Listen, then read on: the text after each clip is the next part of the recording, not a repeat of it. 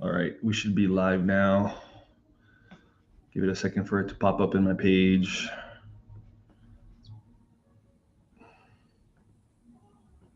There we go. You saw it? For it to pop up in my page. Yep, Yeah, yeah. I heard myself. we got you. All right. Awesome. All right. Let me just add it here to my feed. Yeah, you're good. There.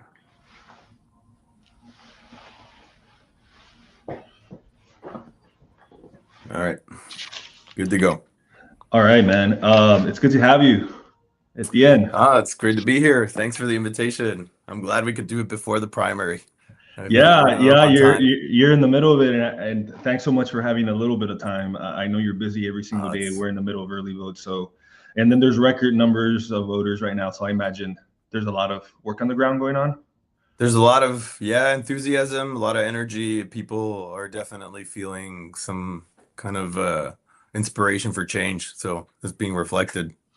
No, that's great. I've been happy to see those numbers. I saw Vote Hub has been tracking that, and saw more people voting in a Democratic primary than the Republican primary. So I think that kind of shifts the what the Republicans were thinking in terms of like their equation for the redistricting and the gerrymandering. So I think it's going to mess You know, things. to Yeah. be honest, like I from the get-go, I mean, obviously I wasn't going to kind of express it as a benefit, but um, given the way that I was looking at the progression of the system and like what Trump was doing and his policies and where they were inevitably going to end up, I mean, anybody paying attention could have known that his economic policies were going to simply entrench power further, consolidate wealth even further, which means that there would, whatever people were feeling in the middle class or the working class, that they weren't being listened to or their lives weren't improving, that was only going to get worse with time. And the policies that he enacted, especially with the big Yeah. beautiful bill thing, that was like a step, like not just a step, but it was like a sprint in that direction. So what I always thought was, I mean, good luck if you're a Republican and you think your performance is going to match what happened in 2024, when really what happened was that there was a huge drop off in Democratic participation.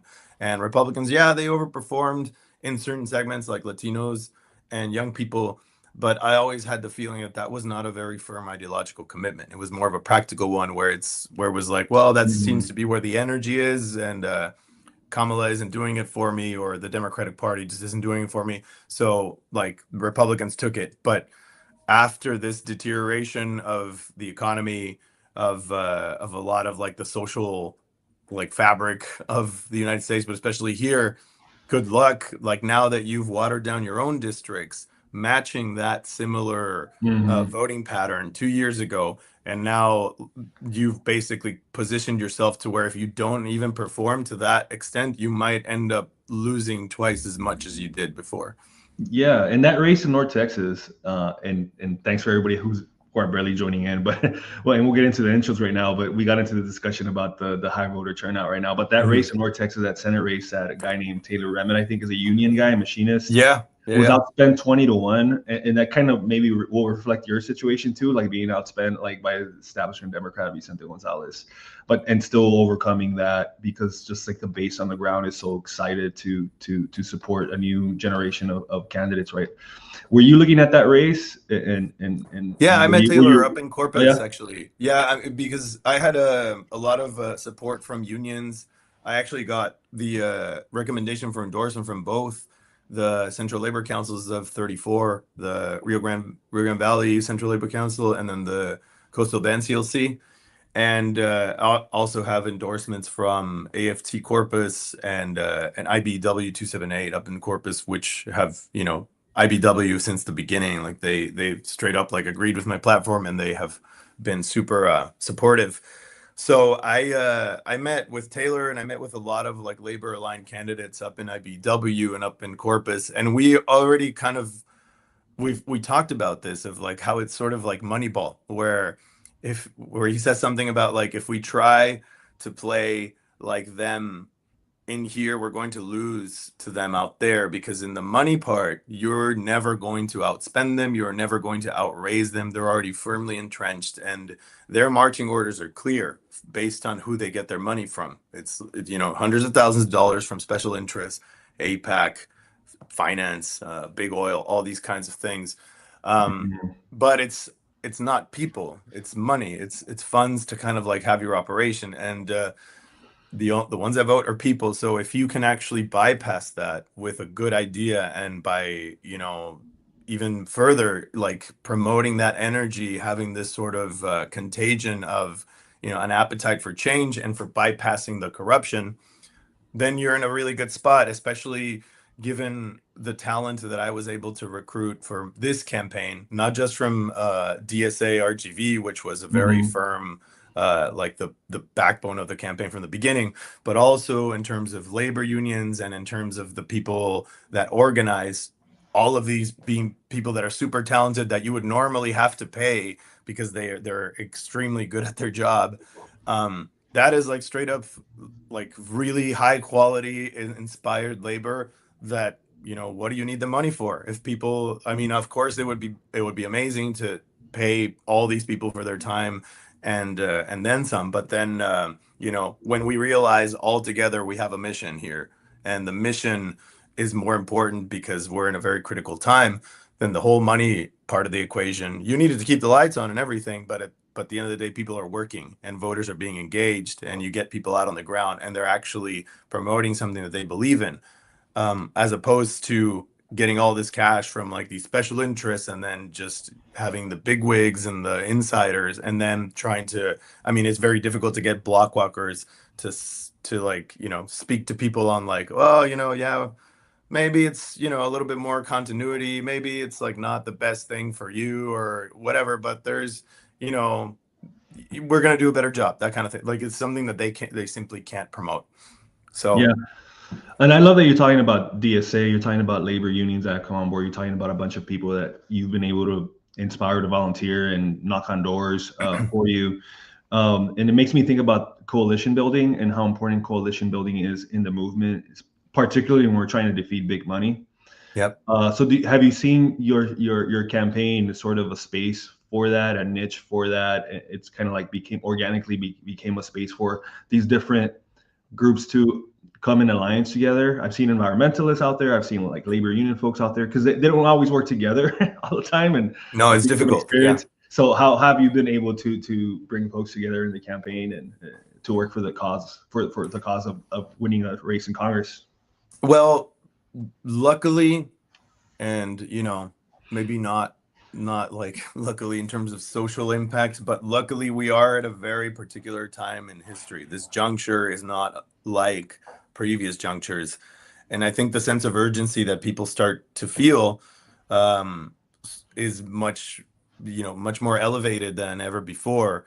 So whereas before it was always like, an operating off of fear of like, oh, we have to play it safe given the constraints of the system and what people are ready to accept. So they usually kind of go like, okay, maybe it's not an ideal choice, but let's go for the menos malo, right? The least Hmm. bad candidate, and let's hope for things to improve as we go along.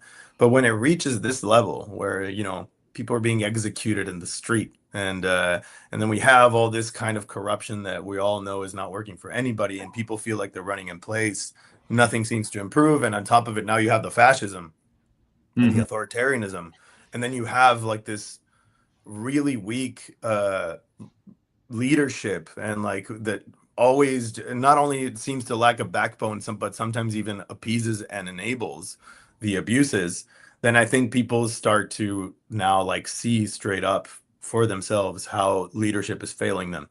So I think we come at this very important time where people feel like there's nothing to fear anymore, because we need to move. Like, this needs to progress to something different.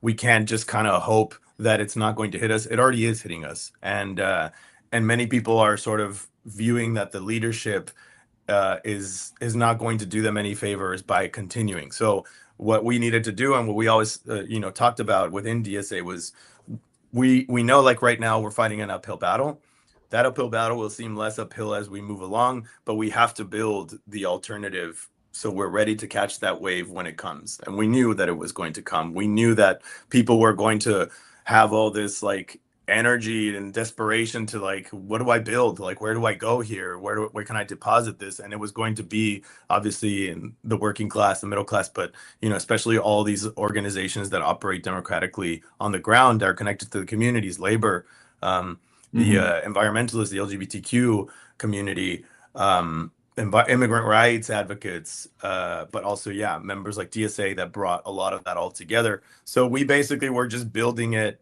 despite us being sort of dismissed. We're building it because we knew eventually people were going to start looking around and thinking, where can I, where can I deposit my own energy? Yeah. Yeah. And luckily it's happened.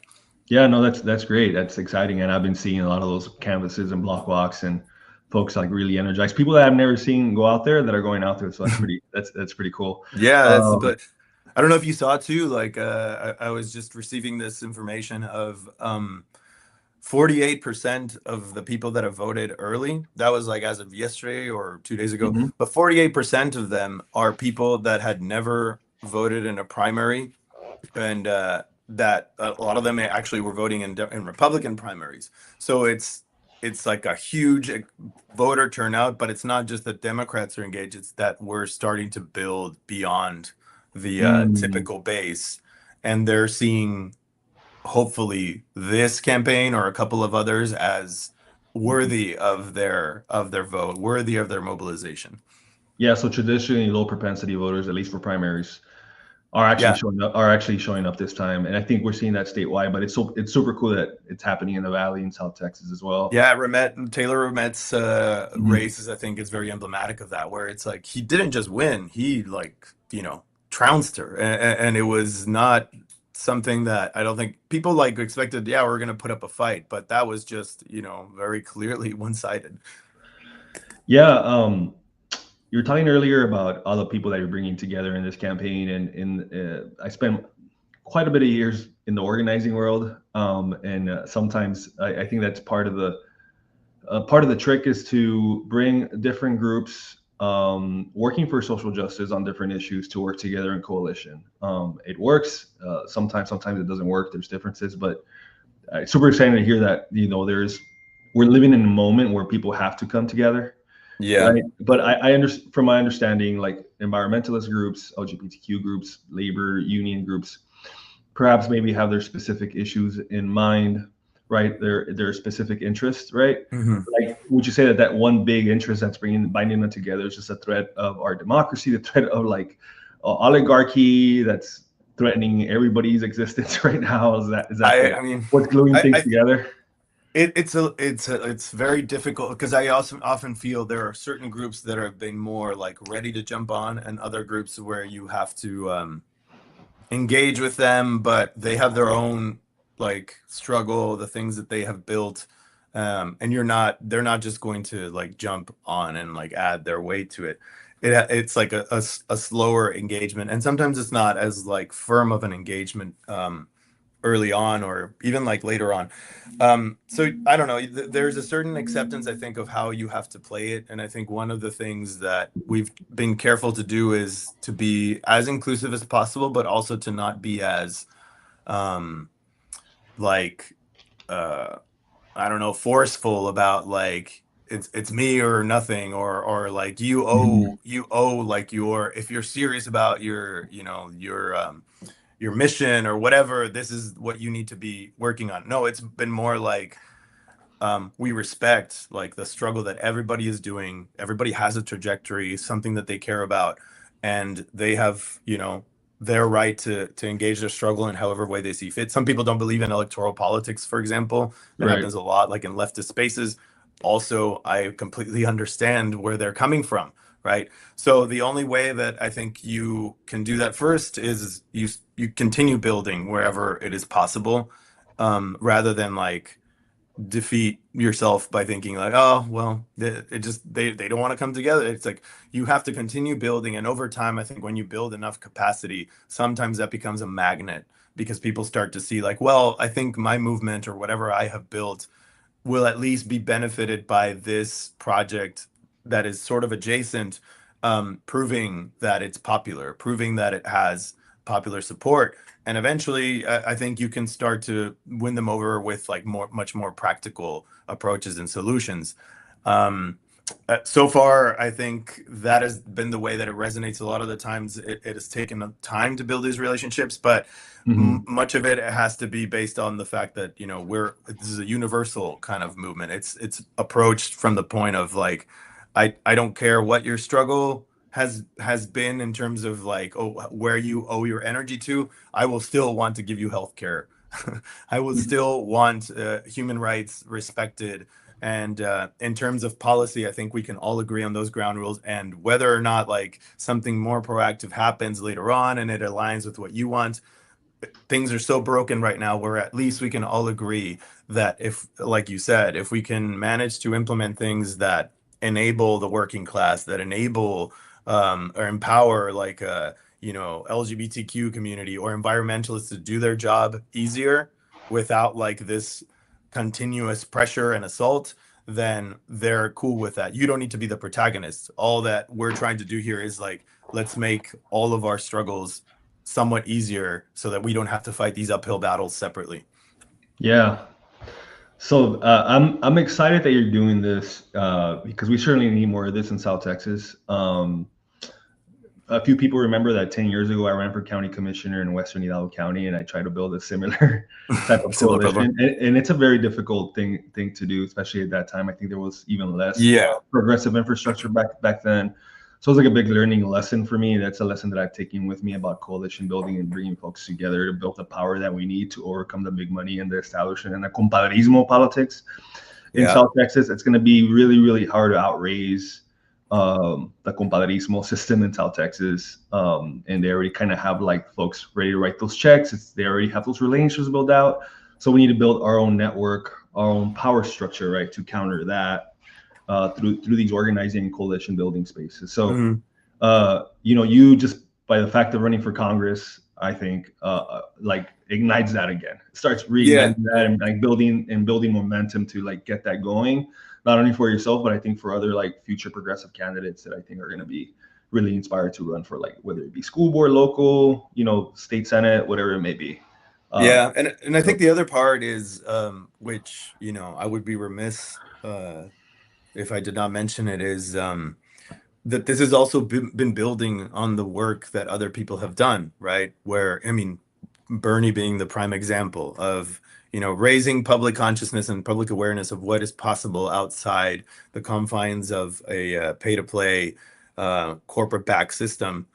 He was the first one, I think, to do it in that kind of like stage, and then suddenly kind of opening up this entire space where people and politicians saw like, oh, I don't have to be tied to it. In fact, I shouldn't be tied to it, because when I do, the consistency of my message is affected. So him doing it, then afterwards having all the, I mean, people like yourself and other people in the organizing space that have continued to do it, and sometimes like not getting the victory because we're not quite there yet, maybe as a system, or the public awareness and consciousness hasn't been enough, or the establishment hasn't been weakened enough in order for you to take it on. But like all of those things matter. All of those things have been steps towards arriving at this point where now it is viable to do it. And I think mm, this campaign, the way that I think approached it was like, if nothing else, I will be a building block for whoever else is to come and wants to do this way. But at least now they can see this is possible. Like, it's completely, you don't have to raise $1 million to beat them. Actually, if you follow the rules of their game, they're going to win. What you need to do is flip that and right. actually try to play a different game. And the only way people are going to believe you that you're going to be different from them in the space in office is if you do things differently from where you started, and that your ideology is consistent, and that it's something that they can also sign on to. It becomes like a movement rather than just like some campaign to elevate one single candidate. Yeah, we can't beat them at their own game, right? They're It's experts at their own impossible. game, so we have to shift Yeah. the And game we shouldn't even to us. try, because that game sucks. It's the game that has got us to where we are. Yeah. So, all right, we really dove into it, and I completely skipped the part of asking you about who Etienne Rosas is. And I understand that you're from Brownsville. You were back and forth from Monterrey to Brownsville. Would love to introduce you all to introduce you to my audience, Sure. who maybe have heard about you, but maybe don't know enough about you. Yeah, so I've had a very binational, bicultural upbringing, but on top of it, I really love to travel, and I know that I think it is that kind of upbringing that has sort of opened me up to the world of policy, but also to find sort of much more collective universal solutions. Because obviously, the problems that we have right now, not just in the US, but like in the rest of the world, are tied. They don't really respect the confines of borders anymore. And the notion that it's like we have to have these clear dividing lines, that's not the way policy works at all. And then you end up having these problems down the line. So I was raised in Brownsville. I was born and raised in Brownsville. Then I moved to Monterrey when I was a child. So I moved there for like 2 years, and I hated it at the beginning. When I moved there, I was in this like other space that was kind of much more, I don't know, like simple, and it was comfortable and all these kinds of things. And then when I moved over there, I was like living in this like way smaller house, and like it was just kind of uncomfortable. There was no AC, and I don't know. There's all of these things that opened me up to this completely different world. But then I had all these family ties. I was, spending all my time kind of outside and doing like all this. I experienced something that really completely changed me. And then afterwards came back, and then wanted to keep on going back because I felt like that sort of connection made my life, I don't know, just fuller, more interesting.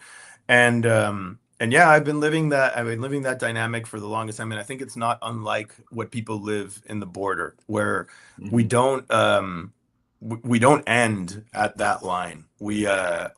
Our culture and our value systems and our economies and our politics extend beyond. And Right. this reinforcement of that, I think, has really damaged not just who we are as a people, but also, it's been really it's been, I think, a wedge uh, between sort of I don't know, people who share the same interests, and like a culture that is, very linked to one another. So like when I started a band when I moved back to Monterrey I was an older, kid, and that's where I sort of got immersed into the music culture. I came back to university in Brownsville, and then I would just keep going back and do these kinds of things where it was just the simplest thing for me to do, that where I felt like I couldn't just leave one or the other. And I didn't really feel like I need to, because I felt both of them.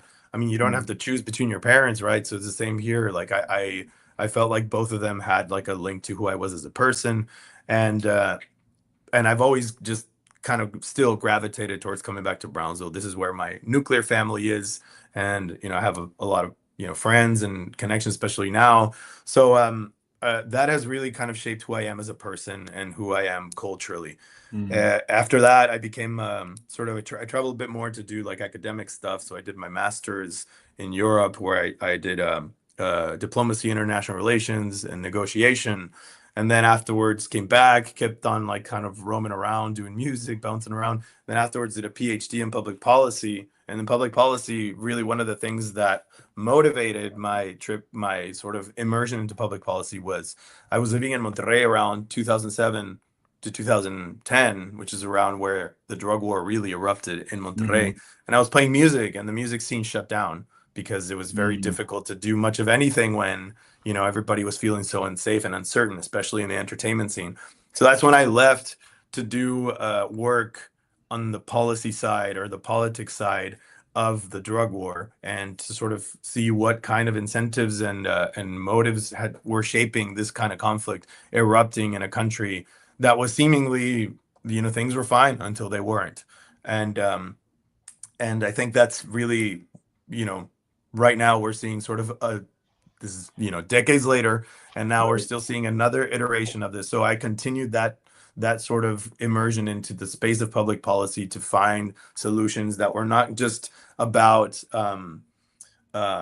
doing right by the United States, but also doing right by Mexico in a bilateral sense of like, because ultimately the economies, especially of the places that I love, where I am tied to emotionally and as a person, um, I can't, our economy depends on the well-being of Mexico. Our culture is also just, intricately Mm. linked to it. And whenever Mexico does well and is stable and people are happy, beautiful things happen in the valley. And we've had that sort of be the I think the rule over our history.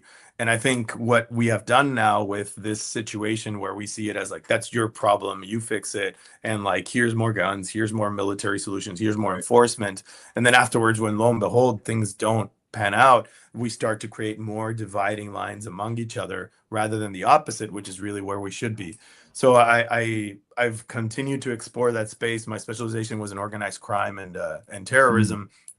And then afterwards, I was an academic at Princeton where I moved deeper into areas of corruption, and then came back and I was starting my own non-governmental organization where I wanted to do complex systems thinking into border issues, especially bilateral relationships between Mexico and the US. And then all this came sort of like as a, Now you're running for Congress. yeah, a bucket of ice water. And then I was like, I think if there's ever a time to do this, rather than just wait for the solutions to happen, we have to jump in and we have to sort of bring that to the forefront of public consciousness. And right now is when we see the system I mean, right now, for example, with what happened in Mexico with Mencho being Hmm. taken down, the head of Cartel Jalisco Nueva Generación, um, the narrative also that I've seen online is very, very different from anything we've seen in the past. So I also think that's a sign that people in the United States, which were for the most part just seeing that as something removed from them, now Right. they see like the connection that the U.S. has had on shaping that sort of volatility and the violence in Mexico. Yeah, this being Congressional District 34, being a border district, I think it makes a lot of sense for the member of Congress to have a really deep understanding of international relation with Mexico. Hmm. And you talk about building that relationship. Like if you were elected and you were a member of Congress, you would have these like deep conversations as well with Mexican officials, I would imagine, Hmm. around violence, around crime, but also probably around the economy, around trade. Yeah. These are things that are like for any congressional member, for any member of Congress on the border from Brownsville to San Diego. I think there are some things that come with the job automatically that you should be an expert at, like because you're on the border and you just deal with international trade, Hmm. people coming back and forth. It's a binational community, right? So I'm glad you brought that up when you introduced yourself in being in coming up into the world of politics through that understanding, through that lens. Yeah. That's pretty cool. It's surprising how few. It's one of the things I think of when about running. Which, if nothing else, that's kind of also what I wanted to experience of like how the sausage is made, because we just kind of see politicians. We never really see what they have to do to get there and like the process that they follow, and or even like their background knowledge on the stuff that they are voting on or implementing, which you think like they would know a lot about. But there's surprisingly little policy conversations happening a lot of the time and policy knowledge. Um, Yeah, and I would say so. some of the proposals that we've seen from some. I'm not going to name names. I guess we can mention Vicente here. You're running against Vicente. Mhm. Vicente being one of them, but other pretty moderate, center of the road, blue dog Democrats from the border. Their policy proposals on immigration just I think have been very very weak. I think Vicente has talked about placing immigration offices within Mexico or in Central America, so like people don't have to ask for asylum here, but they needing to ask for asylum in the very place that they're trying to escape, right? Yeah. Yeah. I think on at the surface level, that sounds pretty good to people that aren't paying or aren't taking a deeper analysis into like what the problems are, like why people are trying to escape in the first place. You know, Yeah. it just seems very surface level. They think they're being creative with some of these policy proposals. It just doesn't seem like they're really like taking the time to be the experts on this topic. Yeah. I think and, it just playing, much. and just playing the politics and trying to sound moderate and not too Yeah. too left on this issue. It's always about like not rocking the boat too much and like giving people a lot of lip service for, oh, like something is being done. But in reality, and I think we have that also in the economic front where we're being delivered a lot of just painkillers, rather than like deep solutions to a, a disease that's deteriorating. And the manifestations of that disease, the symptoms of them, are the only things that they're interested in addressing because that's what makes them maybe look bad, or like pressures them of like, there's an economic downturn, you do a little bit here, a little bit there, in order to I don't know, like at least capture enough of a base to get elected again, but never enough to change the dynamic of how people got there, how people got to the point where they're completely uninsured and helpless, and not able to access healthcare when they've been paying into the system for a long time, when we're paying more per capita than any other developed country. And all that they're interested in doing right now is, I think, like, oh, I'm gonna push for the extension of that benefit. I'm gonna push for the subsidies or whatnot. And like it's always like we're on the asking front. We're the ones putting in the money. We're the ones putting in the labor, and these are our resources, and yet we have to ask for them to be delivered to our people in order to be well off when we've already paid it. We've already done it. And what our congressional representatives have done, I think, right now, is because of who pays their I guess Mhm. their campaigns and who put them there. They're just kind of like a like a complaint office for the corporate class. They're the placeholders that are there to kind of show the face of, all the stuff, all the damage that's being inflicted upon people. You are the one who is going to answer for it, and we will pay you handsomely for it, and we will fund your campaign. But here are your talking points in order for you to defend a system that's fundamentally unjust and continues to monetize dysfunction, and to promote these issues, or to never really fundamentally fix these issues. Mhm. There's been a long time debate about whether progressives or democratic socialists in South Texas could be successful. There's been some numbers, some like political pundits and experts saying that like for Democrats to win in South Texas, they have to run as moderates, they have to run in the center, they have to appeal to some sort of conservatism because Latinos and Hispanics in South Texas are conservative. That's Mm-hmm. that's the idea. Now you're running as a democratic socialist, very bold about it, unapologetically running as a democratic socialist in South Texas, and you've been picking up momentum and support. So I think you've been proving just by the fact of like having people volunteer, and getting endorsements from labor and other groups, proves that that's not entirely true, right? How what would you say to those folks that are saying that somebody like you just doesn't fit the political narrative, like the winning political narrative in South Texas? Because I've certainly been hearing that. I think it's BS. I've worked in progressive politics in South Yeah. Texas. I've heard from a lot of folks that really are down with economic populism, but would love to hear from you on this topic. Well, even just the sort, if you don't want to go as like deeper into it, Bernie won the primary here in 2020, right?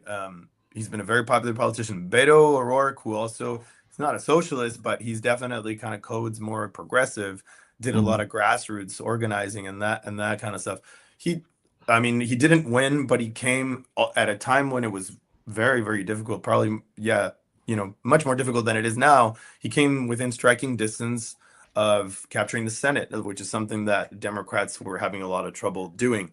So there's very clearly an appetite, and there's very clearly the energy there being built up for it, or that had been built up for it. Right now, I think it's only like improved in the sense that there's been more young people now that are being, I mean, within young people, we see surveys like from throughout the country, and they have more, like, when you just kind of call out the labels, they have more of a problem with capitalism, and they like democratic socialism as just a bold terminology, even if they don't fundamentally maybe understand what it's about.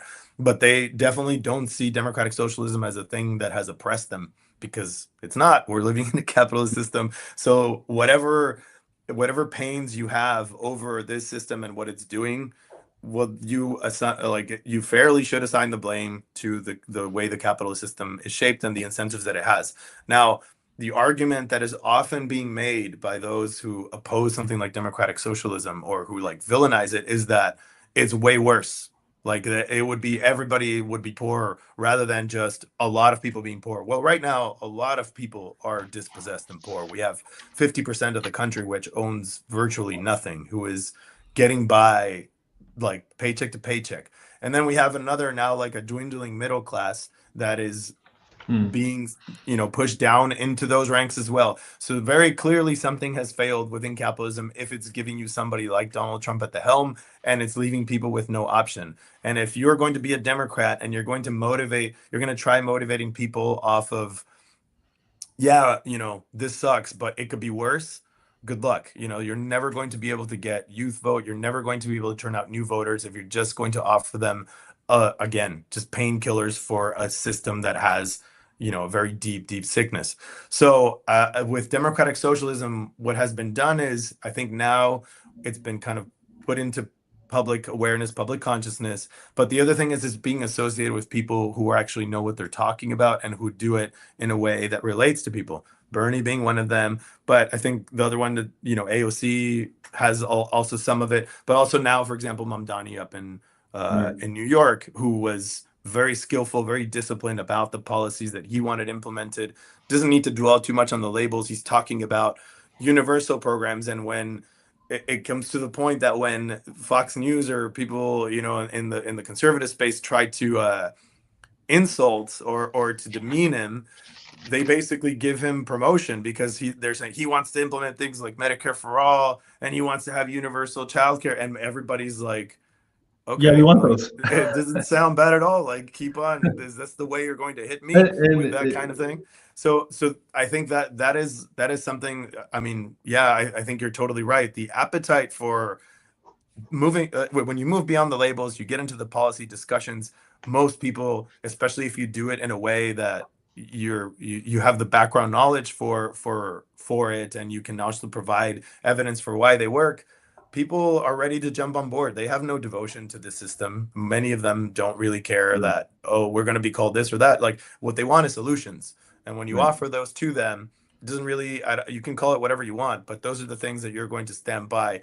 And right now, what I've seen is that when you mobilize and you meet people on the ground and they see you as a real person and you connect with their needs, then the label doesn't really matter as much. Even though fundamentally, at a theoretical level, I could get into the reasons why democratic socialism is the Mhm. system that best encapsulates what we should be moving towards as an advanced society, as a modern democracy. I don't need to do that much because at this point in time, people are in pain, and what we're offering here is fundamental uh, reforms to a system that is broken and that it keeps them down. Yeah, my observation maybe of the last 6 years electorally, like considering like Bernie won decisively the border counties in Texas in that primary Mhm. in 2020, and then to having Trump in 2024, right? People are trying to explain how is it possible that in the same region this happened.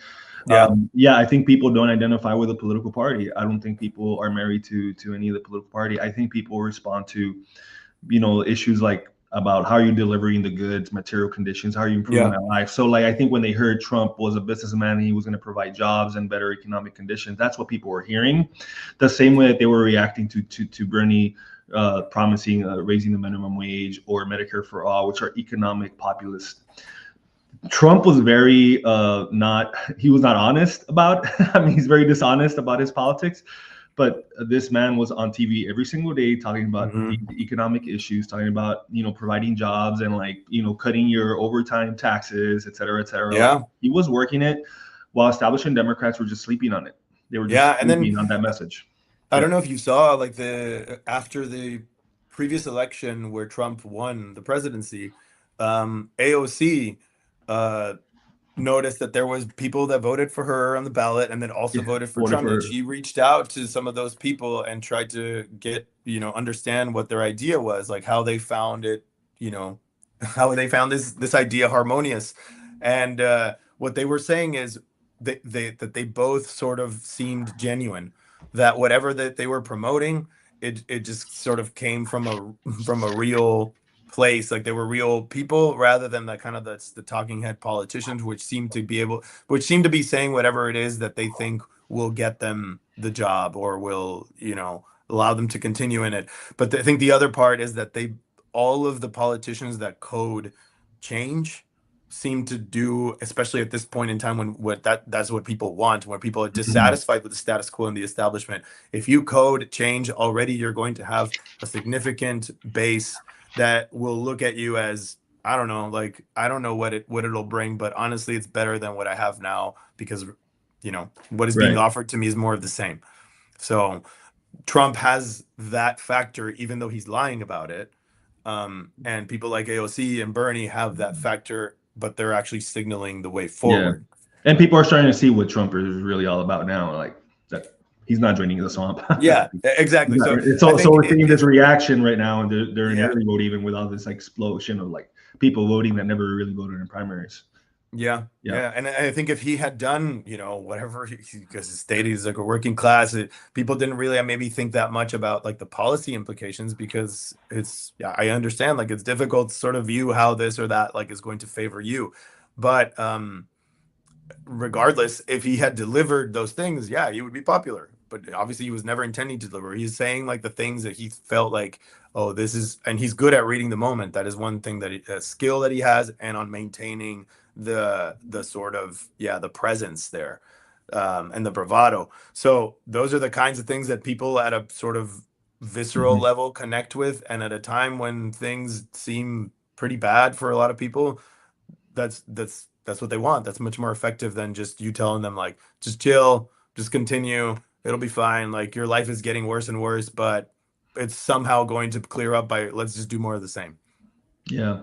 Do you subscribe to the left versus right framework, or more like the top versus down? Like, because I feel like the left versus right sometimes is very like, black and white. It leaves very little space for folks that don't usually follow politics the way I follow politics, right? And like don't want to be associated with like left or right, right? And but that's like what I'm being. That's a choice I'm being given to be left or right, versus a top versus down conversation. It's like the billionaire class, the crony capitalist, the Mhm. people that are screwing everybody over, whether you're left Yeah. or right at the bottom, right? Or do you how do you talk about that? How do you So handle I that? I think the more effective way to talk about it is through top versus bottom. And it's kind of the thing Right. that Bernie has emphasized, things that now, for example, here in Texas, Talrico is emphasizing, and they're right because there's a very clear divide. And when you see the Epstein class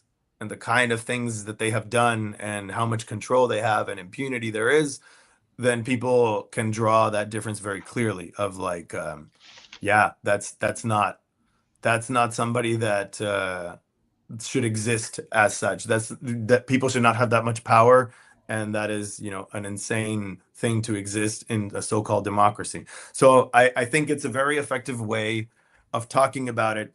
When it comes to left versus right, the labels have become a problem because fundamentally, that is what the left is. Like fundamentally, at the core of it, the left is looking at equality and equity and matters of justice. Everybody's equal under the law. Everybody has fundamental rights. Everybody should have their basic Mhm. needs met, and society should be able to deliver those things.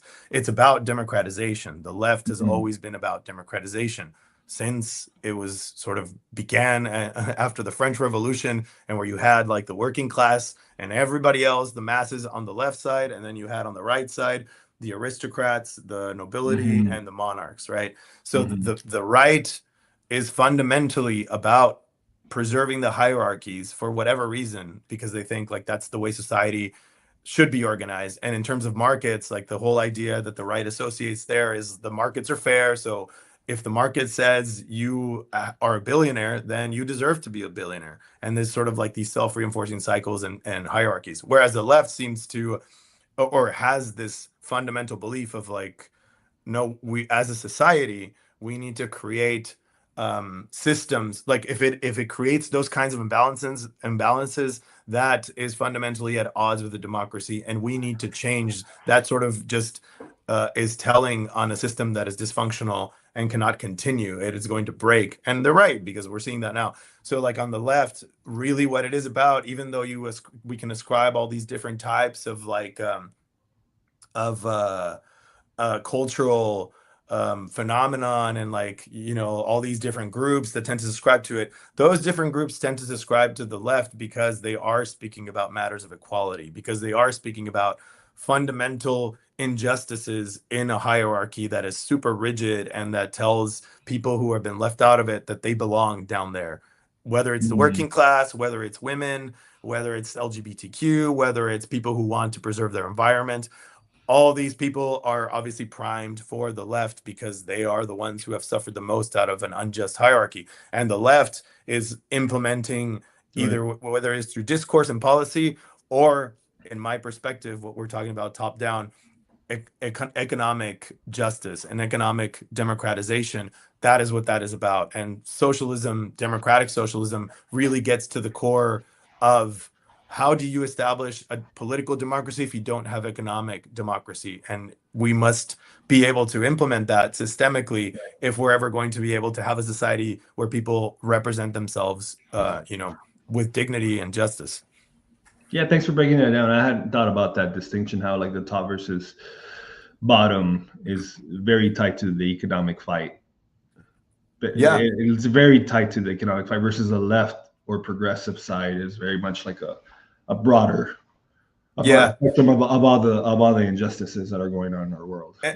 And it says something too about how, for example, for something like Fox News or conservative media, they have to focus on the cultural differences. They never really kind of discuss the economic stuff anymore because they know that that has a lot of weight and people resonate with that. So they kind of have to drive the wedge through the cultural and economic differences. Like, oh, they won't let you use like a gas heater anymore, or they have like all gender bathrooms, or the all these kinds of like smaller cultural differences that may happen in some niche setting, but really most people, don't really think about that much in their life. They have to drill on these cultural differences in order to ridicule it and not address the actual substance of what the left is doing and what it wants for this country, which at the end of the day is about the entire bottom, is about the middle class. And much of the progressive space, like what we are asking for, it's like, okay, you don't want to call it social, you want to call it social democracy too, fine, then let's do that. Let's move towards a Mhm. direction where a lot of other countries have found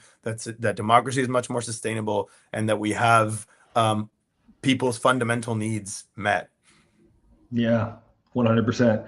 And for me speaking, and I'm sure I'm speaking for a lot of folks, we are hungry for fighters, whether they're in Austin Yeah. or in Washington D.C. I think for a long time, if you go to Austin, if you go to Washington D.C., and the tag on the politicians, the Democrats from this area, is that they're very quiet, they're very chill, they don't really, push buttons, they don't really push an agenda, right? It's just like very status quo-y, very much just like boys in the club, right? Like, compadrismo politics.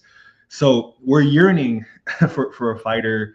We're yearning for people to really, really push hard for our economic agenda down here, for our social justice agenda, for our the populist agenda that I think the vast majority of people in the valley that are hardworking people. It's a Mhm. very working class community. A lot of people also live in in the poverty line in colonias. There's so many damn issues, and very rarely do I hear a state representative or a member of Congress really center their politics or their message in Austin or DC around that, right? So, and I'll take a little bit of time here. Like, historically speaking, this area has been, as you know, extracted by this concept of like the Magic Valley, and then before that, like Mhm. after the Mexican American War, all the discrimination and the killings of Mexicanos, and the violence and the brutalization of people like being forced to like not participate in the system. Like you Museo go back 956.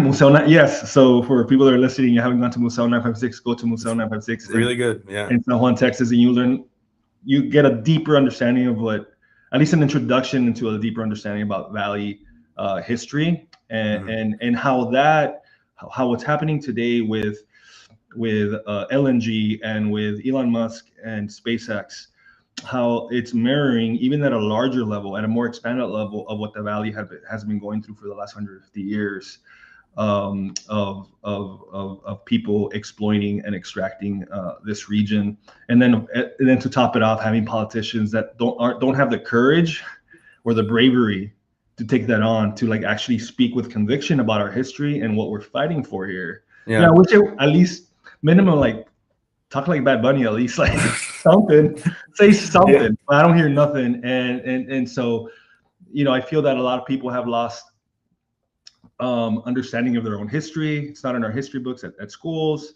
There's very little resources for like like really strong, awesome efforts like Museo 956, and we're trying to Yeah. grow efforts like that.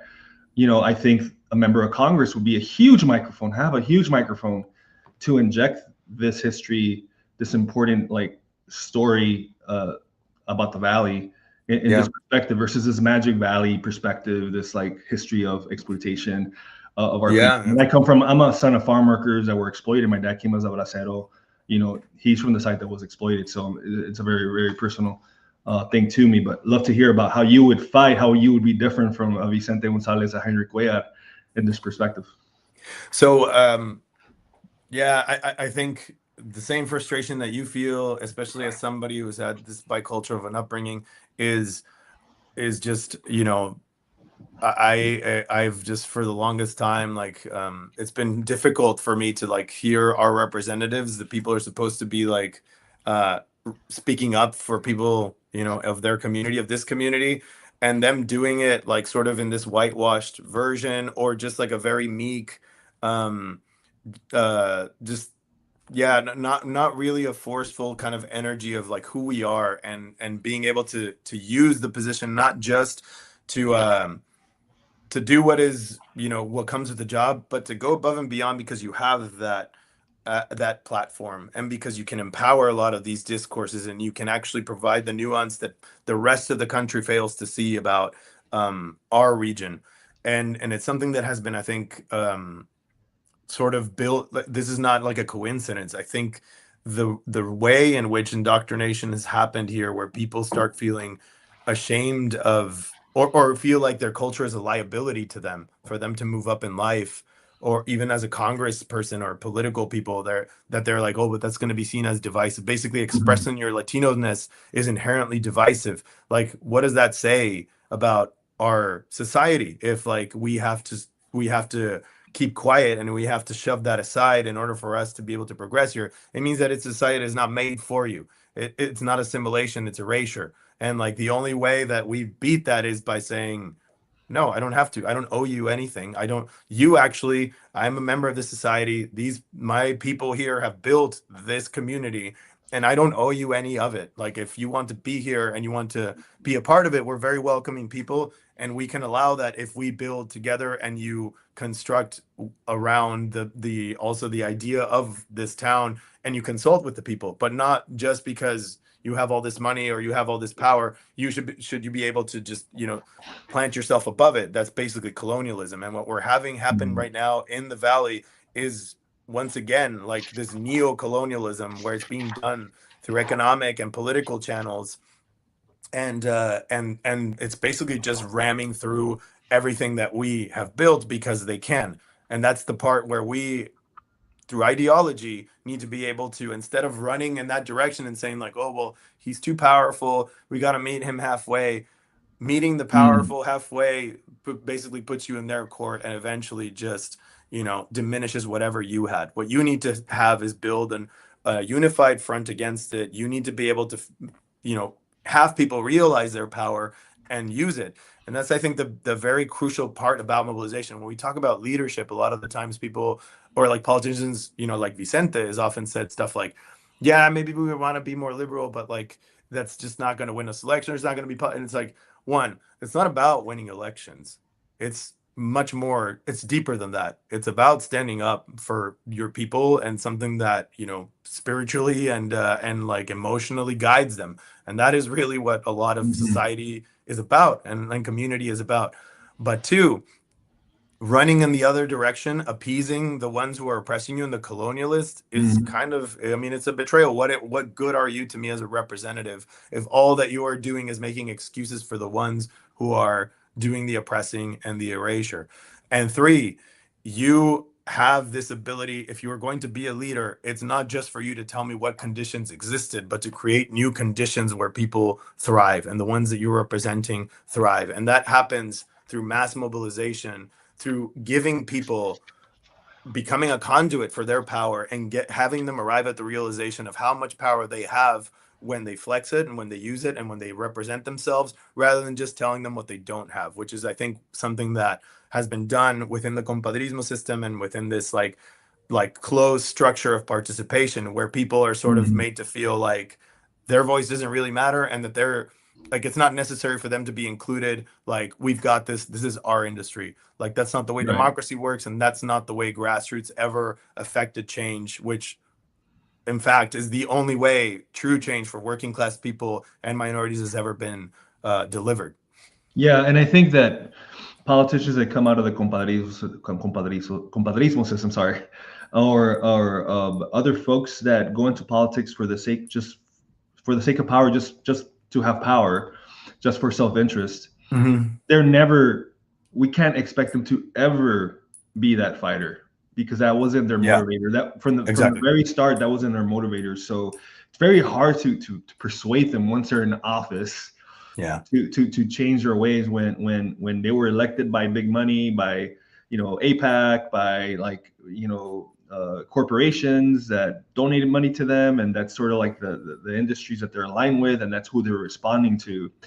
So I think we have an incredible amount of talent in the Rio Grande Valley of working class people that could run for office. Absolutely. We Yeah. create that infrastructure and that support for them to actually run. We hear like the one of the legacies of the civil rights movement of Black civil rights leaders in the South is that a lot of them ended up going into Congress, and they were, I think of people like John Lewis. Mm. I think of other folks in the Chicago area, Black leaders in the Chicago area that used to be Black Panthers that went into Congress and were unapologetically like speaking truth to power when they were in Mm-hmm. Congress. I just don't feel like we have that with like Mexican Americans in Texas. And I feel like we Yes. have those people, they just haven't been elected the way that Black Yeah. leaders were elected post civil rights movement. Yeah, it's been sort of Um, suppressed, but I think we're entering this like era where also I'm very encouraged by the way like young people speak and the way that they participate. They seem to have some of the this ancestral or like maybe generational trauma that we grew. I don't know if you ever heard the phrase. You probably heard it, like the somos los mexicanos. Like it's just mhm. us. Like, El peor mexicano de un sí, mexicano. el peor enemigo Yeah, mexicano es otro mexicano, that kind of yeah. thing, where it's sort of a self-defeatist thing of like, Mhm. there's just no cure for this, what we have, and it's like we have to become more like sort of the Americans in order to actually be able to progress. So, and it was a suppression of all of their culture and all the things that made them and that made them strong. And that was the trick. A lot of the times it was to take away the things that would ultimately connect you to your people, allow you to flourish and use the skills and the special part of you as a person and as a Latino to help you thrive. It was sort of taken away. But now I think many of them are reconnecting with that. And we see that, for example, something as simple as a Super Bowl, of like how a Mm. lot of younger people are like, and it's not just like actual brown people, but like white people see the beauty in the culture and they want to be a part of it and they want to celebrate it as well. So I think we're in a different era where we need to promote that in our youth. We need to promote that in our leaders for them to you know realize how valuable it is for them to speak up and be proud of these things, because ultimately that is what is going to help the communities thrive and be able to engage, I think, more actively and more powerfully with democracy. When it comes to people like my opponent, is it's as you said, like there's two fundamental differences between a democratic, so we have two ends of the spectrum of democracy and autocracy, Mm. and the two fundamental differences between them is what it is that they aim for. And autocracies aim for self-preservation, so all that they are in there for is to just maintain the system, the pecking order as it stands. It's not about anything um, beyond the way that the system works. They want to kind of actually impose borders. They want to set boundaries. They want to like follow the guidelines of those at the top of the pecking order, which in this case tend to be the more dominant cultural factions. When it comes to democracy, that's completely changed. Democracy is about responsiveness and representation. How accurately and how faithfully and with how much dignity you can represent the people who make up your community. And that's very clearly something that has not been delivered to the Latino population. We have not had a civil rights movement as powerful as the Black population, but I think we are now sort of in a cultural sense awakening to how much we can do to promote and become a part of this. Like, you know, it's not just like about Latinos, it's about being a part of a democratic society where all voices are listened to and we can add our own power to that.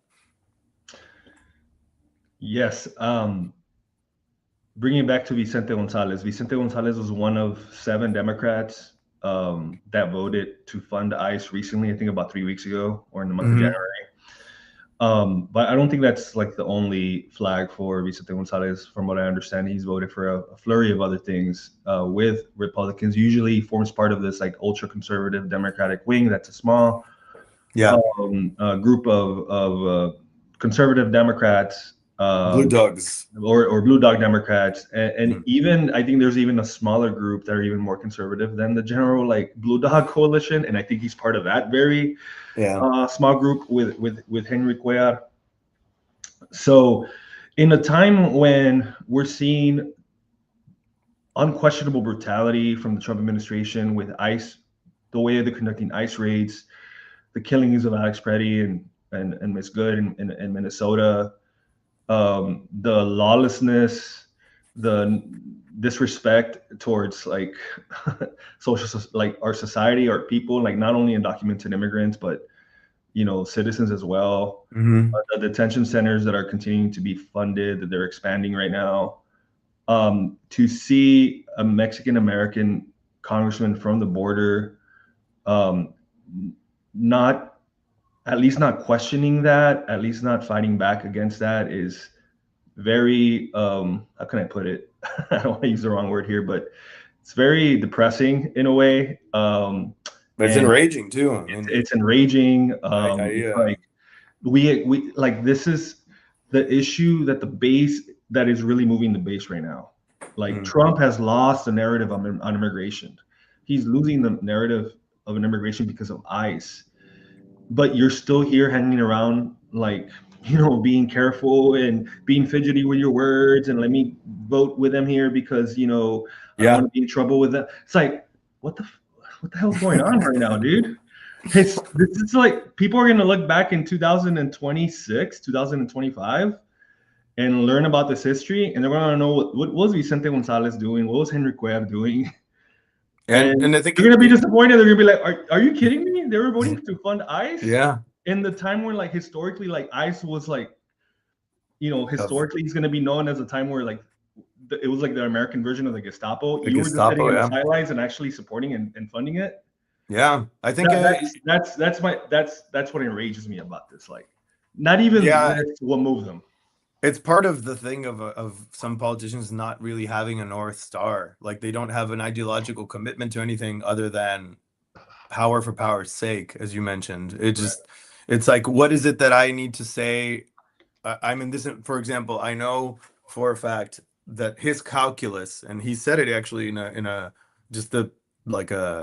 I was watching a live with a meet and greet that he was doing in Lyford, and he said it himself over how he knew that the with the reshaping of the districts, it was a little bit more red, so like he was going to have to, like, we have to play this like kind of intelligently or safe. So basically he was saying like, I'm veering towards the right and I'm appeasing fascism because that's what's going to get me elected in this new space.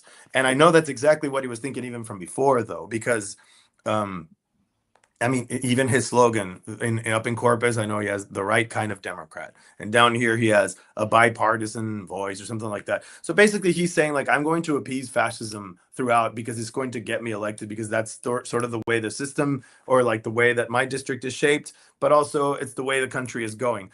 So it's not a leader. This is basically just somebody who is trying to stay around, trying to stick around, right? Which, is pointless to us as a people. It doesn't really help us in any regard if you're just sticking around for the sake of sticking around. Like, if your idea is, in order to beat Republicans, we must become Republicans, then you are of no use to anybody. You should just run in their primary. But I think that beyond that, what you're saying is um, like the weight of history should be powerful here, because I was like saying in another interview, I wouldn't care even if my constituency was in favor of this Gestapo, this paramilitary that was very clearly going out to hunt human beings and was doing it outside the margins of the law and violating people's due process and being masked up and being Mm, trained for 47 days and recruiting from white nationalist groups. I don't care if people that I represent right. support that. I have these fundamental values that I have run on and that I am going to continue to run on, because my conscience is much, much more weighty than whatever people think here. And when it comes to fundamental human rights, you will never be able to convince me that it's going to be fine for a Gestapo to be raiding people. And I don't care if it's my own people, any other group, that kind of action. We should have this as a democracy that respects human rights. We should have these ground rules for that's not the way we do things. We should not support genocide abroad, and we certainly should not support the hunting of human beings and their mistreatment and locking up of children here. And that's not an electoral issue. That's just a moral issue. Dude, I've been meeting. So I'm currently staying here in Katy, Texas, near Houston.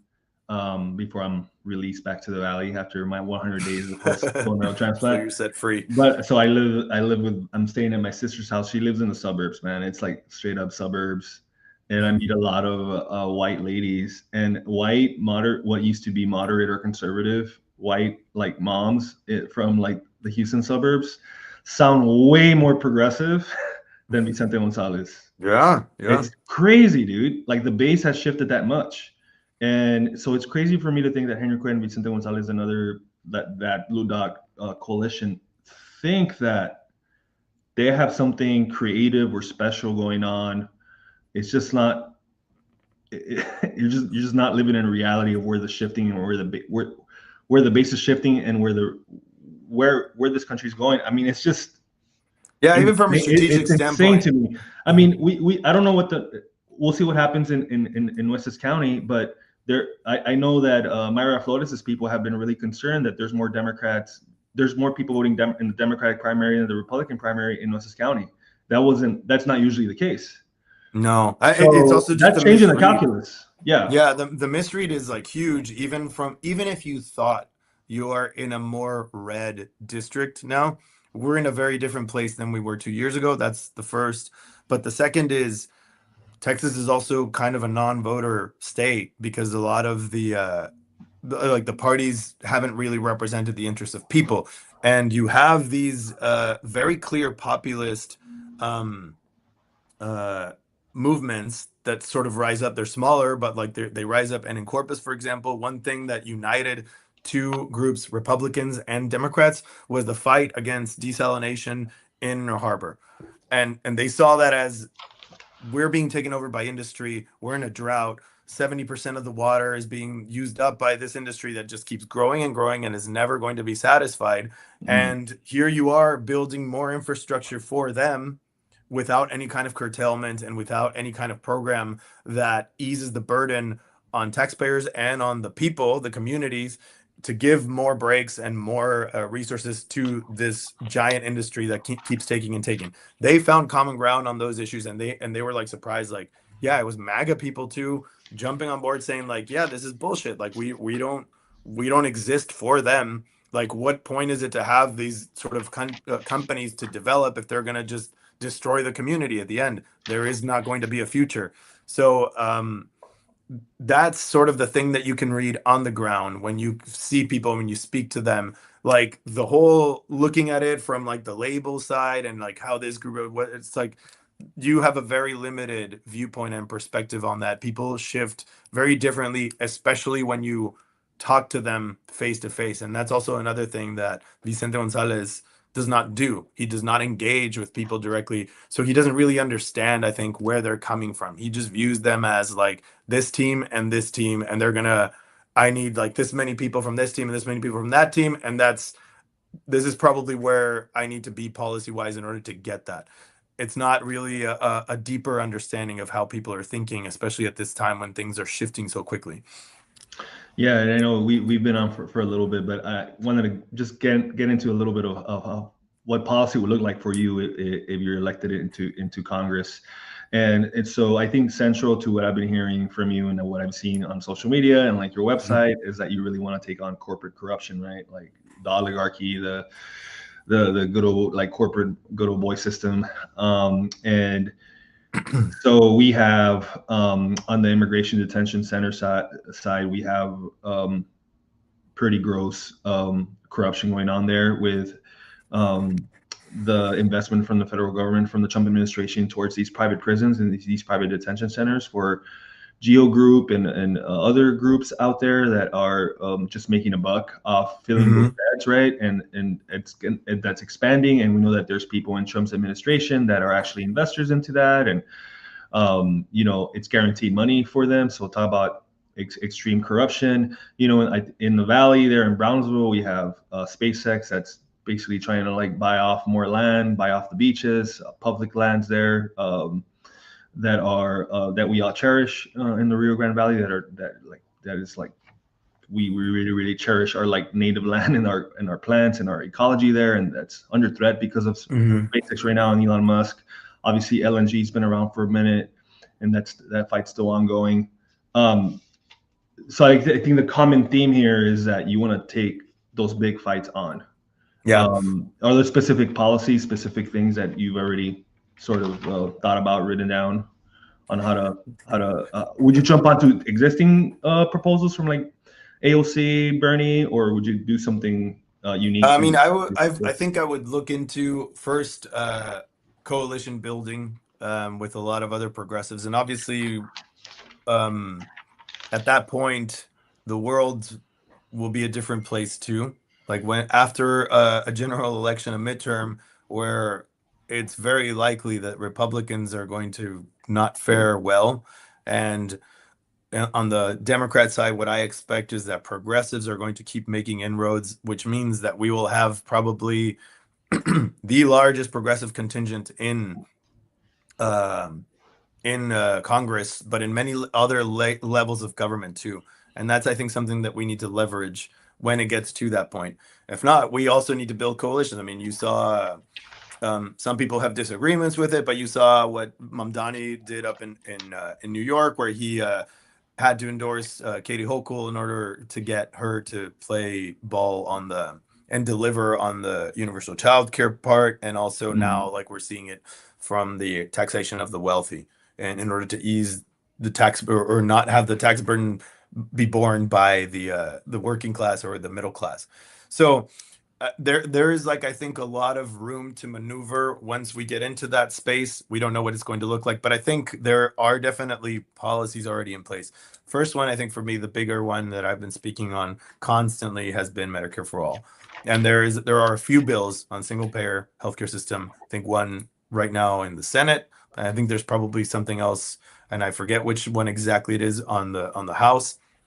But I think we have to provide that sort of signal that the coalitions are ready to be built and that people who side with it are going to be rewarded politically for doing it, and the ones who are not are going to face consequences. So with Democrats, it has always been like a common thing that I continue saying is that for any Democrat out there, there is simply no excuse to not support universal health care. It's the moral thing to do. It's the economically viable and preferable thing to do, and it's politically a winner. Everybody across the board knows that Mhm. the medical system in our country is broken and is being taken over by rapacious middlemen. So we So need to my, fix my that. my day job is with a group called the Rural Democracy Initiative. I'm a program manager, and we do a lot of research in rural America, and even in the most conservative rural corners of our country.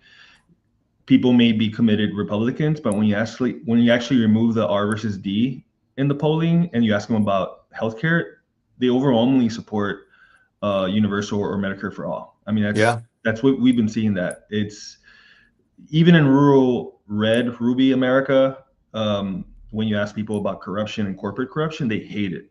They're Yeah. totally against it.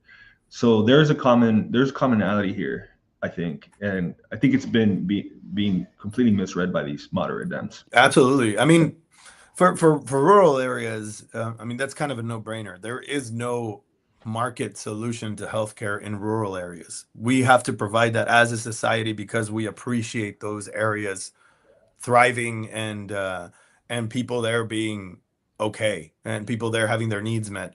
But, if it comes down to a profit motive, where do you think hospitals are going to place their capacity? Where do you think the all the industry is going to center its needs on? It's not going to make profit like, on rural areas. Little by little, those tend to dwindle, so the services are insufficient. What we have to do as a society decide these are people, they have a community. We want those communities to thrive and to have access to the basic, needs that most of us have access to or should have access to.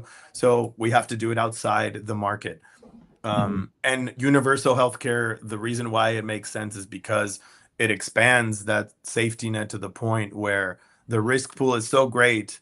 Well, first, like you have the government, the largest bargaining actor to make these deals with all these different, entities, pharma and whatnot. But then you consolidate an industry that makes it viable for, and makes it also like a social necessity to implement that program and to dedicate that capacity to those different areas and base it out of outcomes, not out of profit. When we do it out of profit, we get what we have now. Here we don't have to worry about the shareholders being Mhm. happy with Right. the portfolio management or whatever. We need to worry about how are people doing? What are those outcomes? Let's better them. Let's improve them. We create a lot more preventative care. We expand capacity on mental health, on Mhm. dental, on all these things that are part of your body, but somehow we've considered like Yeah, no, that's not covered. I just had a root canal yesterday, so and it cost me There you 1,800 bucks. go. It Like cost me $1,800, and we're hoping that my dental insurance yeah, as if as reimburses if me, but that we're not sure.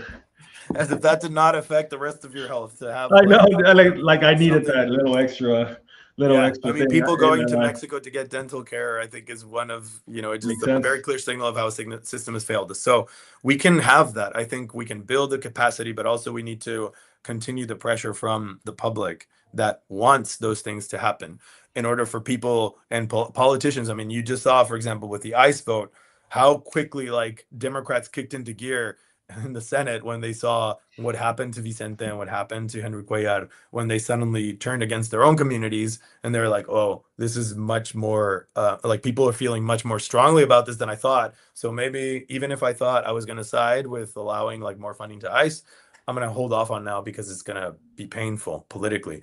So we need to do that with healthcare as well. Um, Yeah. th- Sorry. I was gonna say real quick. So in the Rio Grande Valley, this district specifically, but overall the Rio Grande Valley or South Texas has some of the highest rates of people that are uninsured. We have high rates of diabetes. We have high rates of dementia. Some article I think in the New York Times came out recently how like Stark County, Texas, has the highest rates of dementia. That's something that my mom's been suffering through for about 10 years now. Um, and then of course we have some of the highest rates of like blood cancers for children. I specifically, as people know that have from my page, have specifically fighting a lymphoma blood cancer, and been going through that fight. And me navigate even with insurance, even with good employer insurance, still having to navigate having to travel to Houston because the experts for my specific type of Mhm. T-cell lymphoma weren't accessible in the valley, and I had to come to Houston to get like real specific expertise, an expert in my specific subtype of lymphoma, right? But understanding that the vast majority of people that get sick from a blood cancer don't have the access that I have, Yeah. right? To get into MD Anderson or to get into Baylor Medicine, to get into like the UT health system in Houston or in Austin or at Texas A&M. Um, so, like, do you see yourself like in Congress fighting for funding to bring more of that infrastructure, like that actual like direct service inside the Rio Grande Valley, to be able to Yeah, provide that specialization, that specialty medicine that people need? Because we have I'm thinking there's a rise of unique diseases in the valley that maybe aren't as common, and people have to yeah. leave the valley to get that type of Yeah, no, and it's very endemic to the valley. I mean, the rates of diabetes here, I think, highest in the country, right? And yeah. or even pre-diabetics. So there's definitely an area of specialized care for a huge population that continues to grow that is going to be necessary here. And and this is the other part I think that is never, it's always just kind of viewed or talked about like as if it were an expense. This isn't an expense, it's an investment. When you have a healthy population and you have preventative care in place and you have the capacity to address the needs of that population is going to have better economic outcomes, better political outcomes. It's going Mm, to all across the board resonate and translate into something that's a much more vibrant, healthy, happy community. So we need to view that as well as a public good, a collective good, if we have that capacity. The way that it exists now, I think, because of the profit motive and because of like how political representation works, where our communities have for the longest time seemed to just be a side note that only matters whenever elections come around. That's the important part of having like a big voice and of using it and of trying to, speak directly to the issues of the valley. When it comes to Medicare for all, part of the rallying cry here is that we are disproportionately affected by a system in decay, a system that leaves people out, and by extension, we will be disproportionately benefited by a universal healthcare system, which then is looking to implement programs that are preventative and building capacity here because we do have the talent. It's just that the valley, especially the way that the economy has been shaped, we have a lot of brain drain, right? People who are mhm, specialized tend to go to the bigger cities, tend to leave and not come back. We can create programs in order to keep them here, and even like sometimes, in many cases build them here, build that capacity here, and have it serve the people of the valley. It's just that when it comes to the way that the profit motive works and the way that political representation works, that is not something that we're incentivizing. We're incentivizing brain drain, and we're incentivizing mhm. people being priced out. So there's, I think, like a lot of So there's a like, couple. just, Sorry. and I don't mean to cut you off, but so like I know there's a growing like presence of hospitals, private hospitals. Mhm. Yeah, DHR in Edinburgh. I'm not very familiar with Cameron County, the hospital system over there, and I know that there it has been. I've seen press releases about a new medical center that's going to be built in Hidalgo County, I think. Mhm. But I imagine all that is private hospitals. So you're more in favor of creating more public institutions, public Yeah. healthcare institutions. Yes, I mean, all of the hospital systems right now, they operate. You start to see them too, like how many of them become uh, basically banks, right? They're financial assets, and hospitals and medical clinics, that should not be we should not be optimizing on their ability to extract profit. So one of the things that on which we link that to as well is taxation. So we need much, much more progressive taxation. So if you want to disincentivize sort of building a lot of this infrastructure just for the purpose of extracting profit, because ultimately what we tend to do here, and we're seeing it now with DHR and a couple of these other systems, they are aggressively expanding, but they're also looking to consolidate. And when that happens, when you have a public or you have a medical system that serves an entire population consolidating rapidly, that is going to result in higher prices, but it's also going to result in people being priced out of it. It's less options for people, not more. We're basically in a system right now that the entire drive is for monopolies to be created, and there's zero accountability, zero enforcement, especially in Texas, for halting Mm-hmm. spread. Mm-hmm. I mean, Right. my family is in the medical field. My dad's a doctor. He's kind of Okay. retired now, but my brother's a doctor. My older brother's a PA. My mom is an office manager. Mm. So there's been a family business that So that you're that familiar is, with it, yeah. yeah, that's been going on forever, and like it's gone through tough times. It was very close, like in the 2010s. It was not easy, but part of the thing that made it also difficult was how much the smaller players, smaller companies, are being assailed by a policy that tends to favor the big guys. And what they do is they burden you with all the red tape and all of the penalties and all these things, and then eventually you end up reaching a point where the big guy comes in and says like, I'm just, how about I buy you out? And that way, you go do your thing. And as it's been happening across the entire valley, it's leaving us in a very vulnerable position. And over time, I think it's led to less care, worse outcomes, and more expensive care. So when we start with public systems, or we create incentives for whoever exists, whatever capacity exists, to sign on to some kind of a public system, then we create these options to where the market doesn't dictate how we dedicate capacity and how outcomes are Mhm. preferred. In this case, not profit, but social determinants Mhm. of health Yeah. outcomes.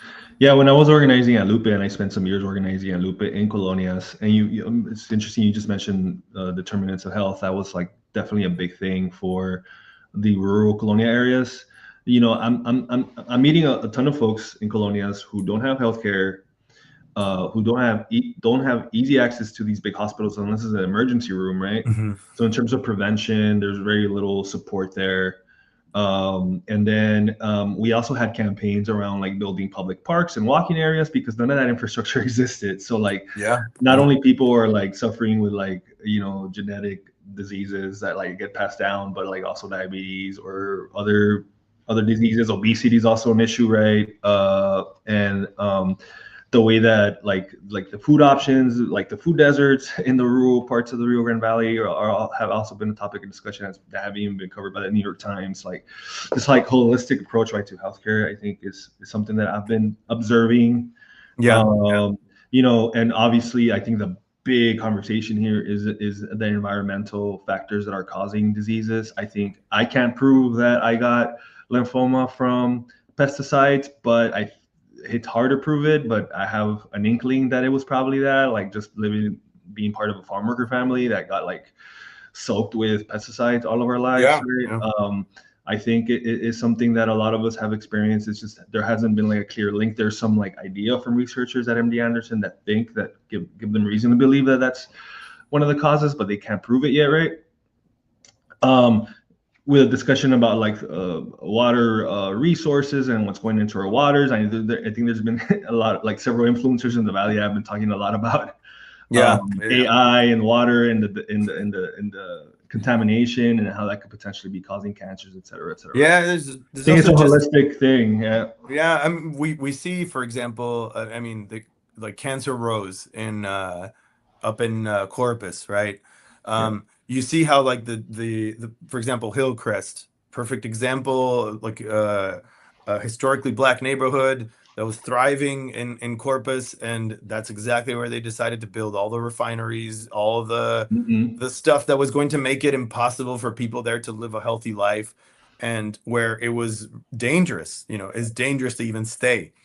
And they just did it right next to those neighborhoods because they knew that they wouldn't have any kind of political backlash to doing it. They could just trample on people who were disenfranchised, and the option was, you want to stay in your home and get sick, and like Right. potentially your kids are gonna, but you can't even prove anything. You can't prove a link to what I'm doing here.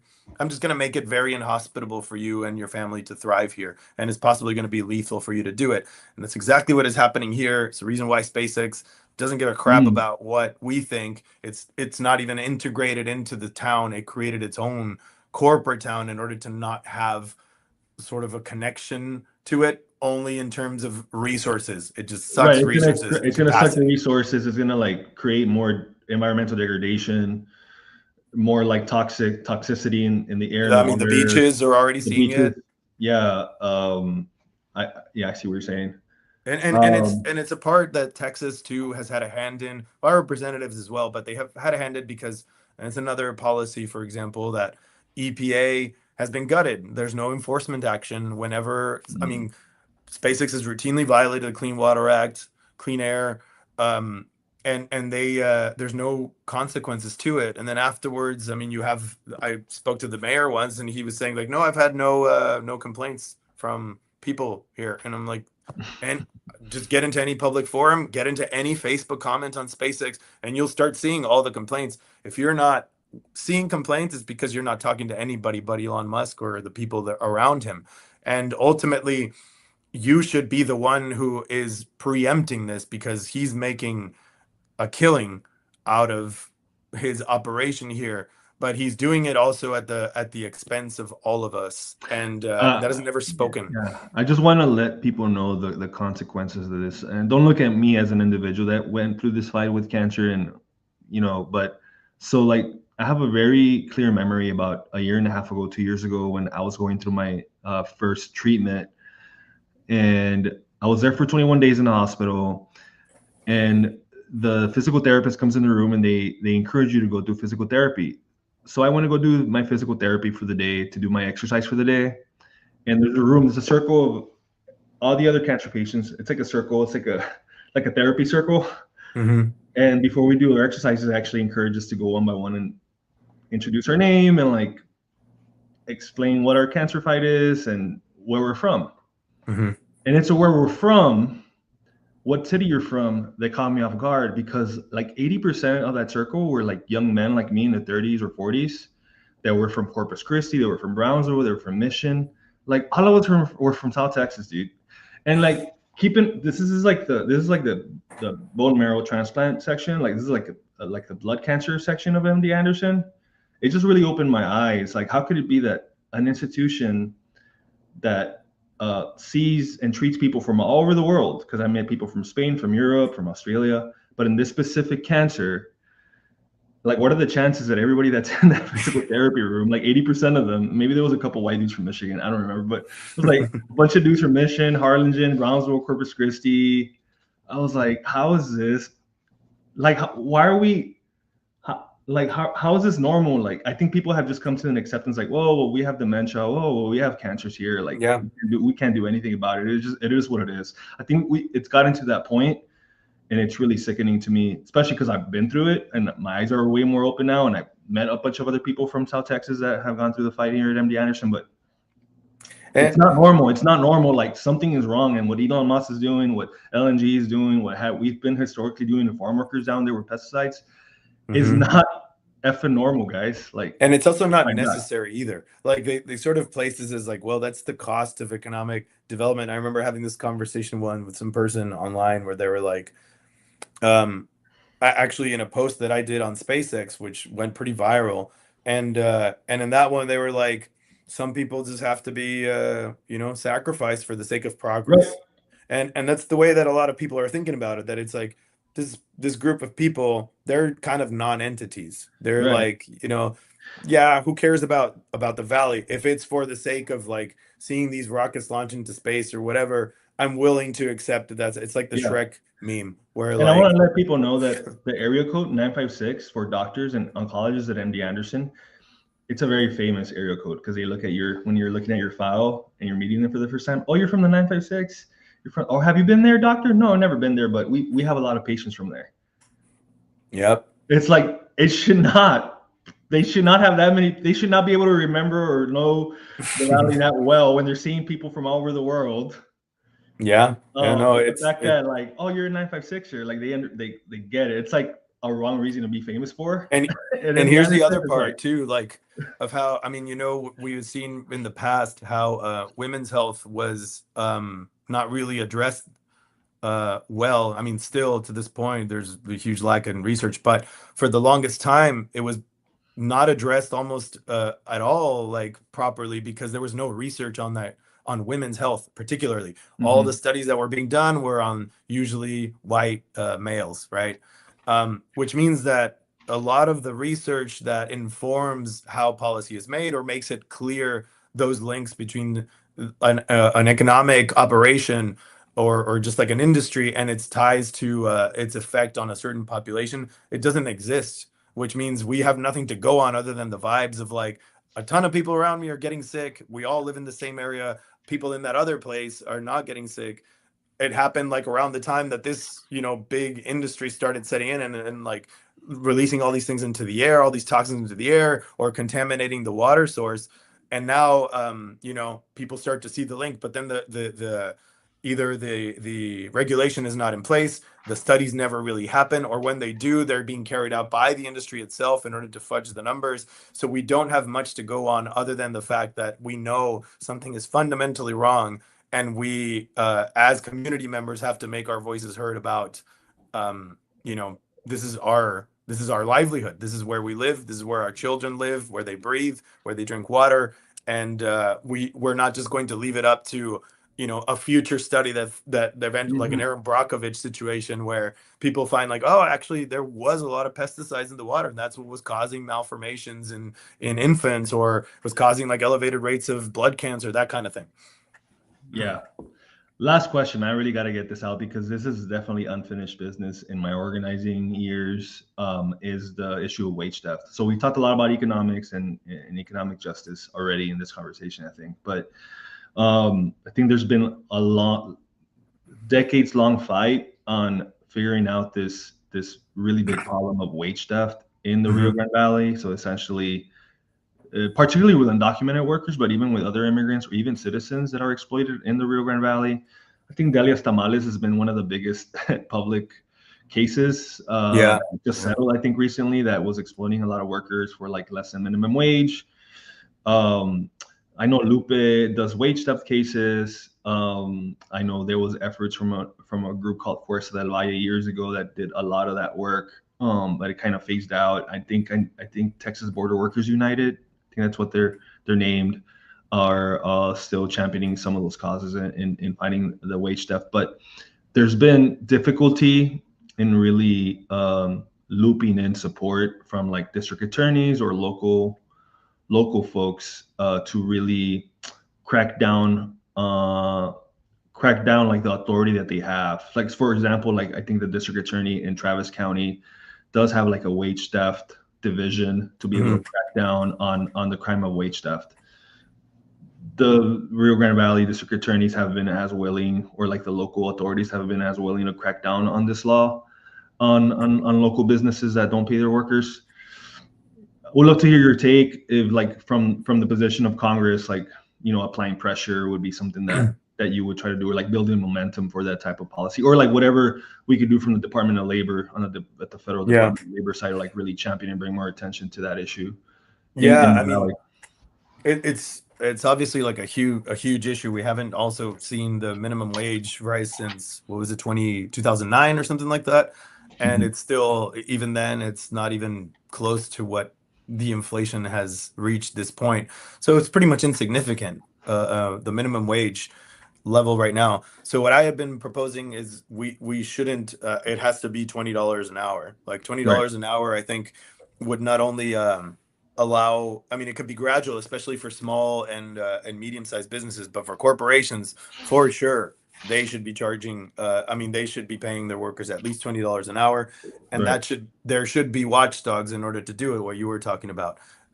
Obviously, Department of Labor right now is right, being stifled in the current administration, but we, I think, have capacity in other means, and the main function, or the main idea behind the campaign and its alliance right now, and its representation happening through unions, is to empower them as well, to mobilize their own people and fight back against corporate overreach, but also to expand their reach as democratic entities, to create much more pressure from the bottom. So bringing in labor into this equation, especially as it's been stifled for the longest time in the Valley, for example, where Central Labor Council has sort of just taken off, and there had mhm, been some good work done, but it's a work in progress. It's always a work in progress, but we need to kind of continue that. So part of the platform that I've had is to help those move along, to empower them in any way possible.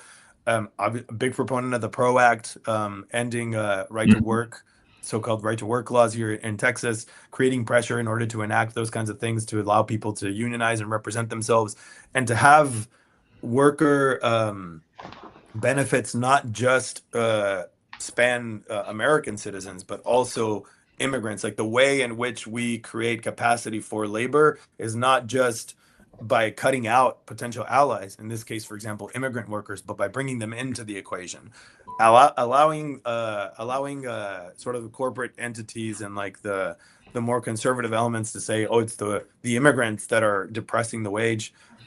One, that's not borne out in the research at all. That's actually not the case. Like immigrants actually help the economy overall. They have a much more, they Right. pay more in taxes than they receive, and then they spend much more within their communities than other American citizens. But in any case, the whole point is that you need to spread the ability to bargain, but also to represent and to carry those narratives, and then afterwards to put those front and center. Right now, what we have to is there's a lot of outlets doing like amazing job, and a lot of organizers, some of them within DSA, that have been carrying the mantle of labor even in smaller organizations, and that they've sort of been doing outreach to workers who have had these kinds of cases, helping them either to organize or also to elevate their cases to different kind of entities like Lupe. So I think there's a Yeah. lot of work to be done. A lot of it happens through labor, but a lot of it also through narrative shaping and through promoting also Mhm. all-encompassing policies like we need to get $20 minimum wage, and we need to evolve to a 4-day work week that allows workers to have flexibility, to be able to decide the conditions of their labor, and to also have a life, to thrive, not just to survive.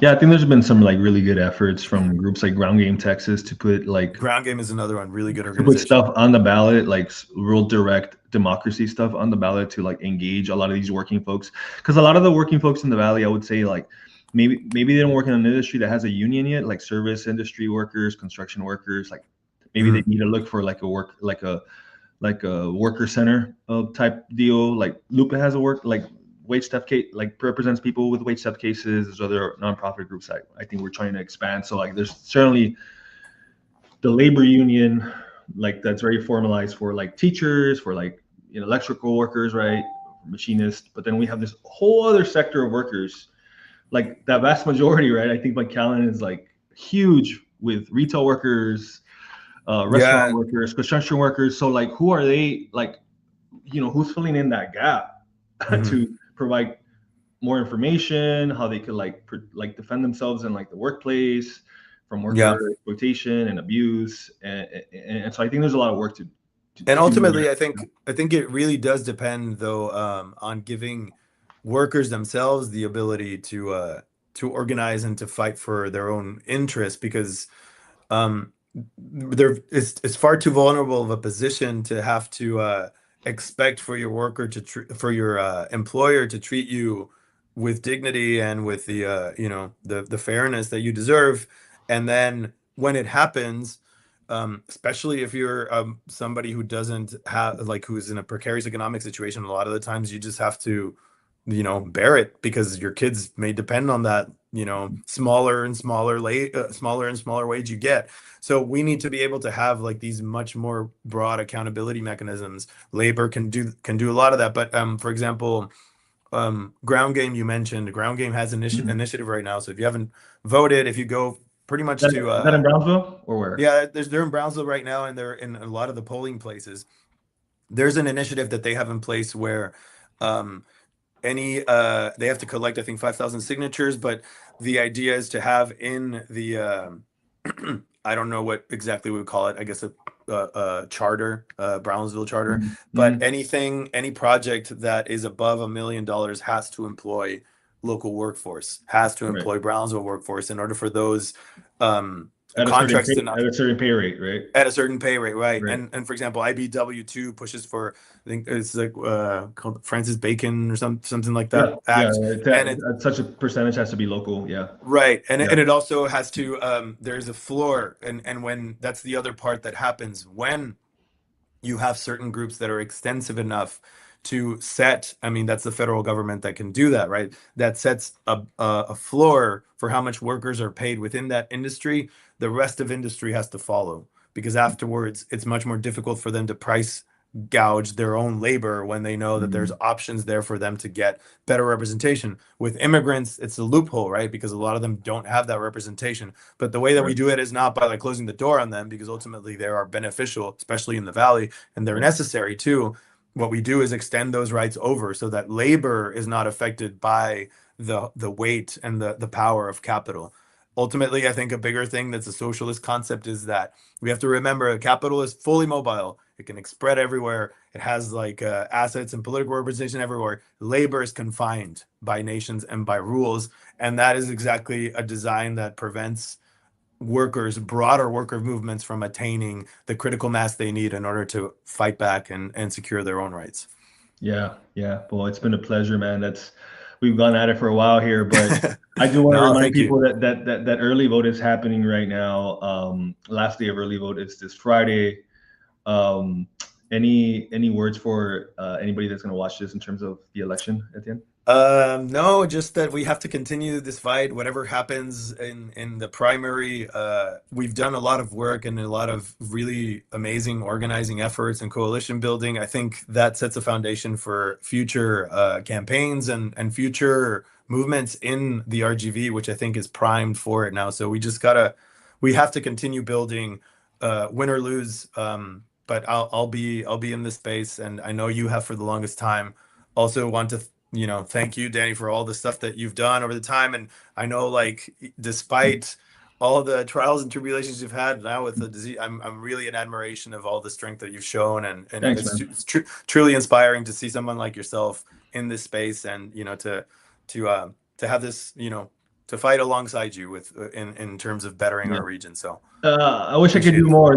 But I figured that I being mean, far, being 500, 300 miles away and being stuck here, this is like what I could do. Go on the social medias a little bit more. But if I was there, I would be knocking on doors. I would be, hosting a fundraiser. I would, believe me, I would be much more in the front lines. But this is yeah, what I I could mean, do. to that point, I think, like, we all take on the struggles that we can, and every effort counts. We ultimately, there's a lot of us who want to see a better society. So the idea is always to just flood the zone, do it in any way possible. However you can help, whatever organization you identify with or campaign you identify with. The point is just to stay active, stay informed, and to connect with your community. So I think you do that in a stellar way. So congratulate you, and also invite everybody else who has that same passion and that same desire to be a part of it, to reach out and join. Yeah, thank you. And your website is It's etiennerosas.com. rosasforcongress.com. There's a couple of things that we're going to have to shift around now, and after we win the primary, the idea is Yeah, we spread it out. So it's gonna go big. let's It's keep gonna it go. going. Yeah, Yeah, well, man, I feel like we could talk all day, but I know we got to give ourselves. yeah. I know you have early vote going on, but appreciate you joining, man. It was My a pleasure, Danny. lovely conversation. Yeah, Thanks, always bro. great talking to you. All right. See you, brother.